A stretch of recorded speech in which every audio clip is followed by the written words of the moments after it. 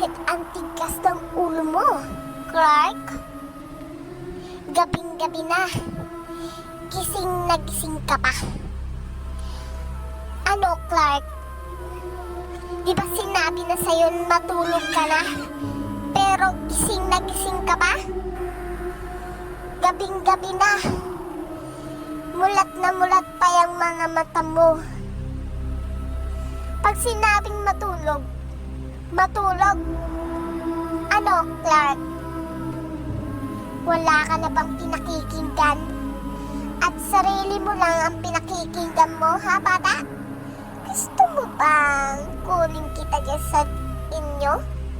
At dadalhin dito sa aking lugar? At syempre, dahil dadalhin kita dito sa aking lugar, saan mabaw at madumi, makikita mo ang mga buto-buto na kinain ko. Gusto mo ba yon? Uunahin ko ang mga mata mo. Dudukutin ko yan. Isusunod ko mga laman loob mo at kakainin. Gusto mo ba yon, Clark? Kaya kung ayaw mo, bata, matulog ka na. Ano, Clark? Kakainin ko lang naman mga laman loob mo. Dudukutin ko lang naman ang mga mata mo.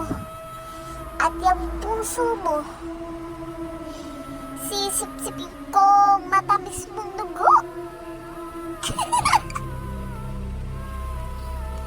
Clark, kaya kung ako sa'yo, matulog ka na, bata. Kung ayaw mo, puntahan kita dyan sa inyo at kainin. Gusto mo ba yan, Clark? Alam mo kasi, madali lang naman akong kausap. Kaya kung ayaw mo, sumunod ka. Sumunod ka sa mama at papa mo. Naiintindihan mo ba? Ha, bata?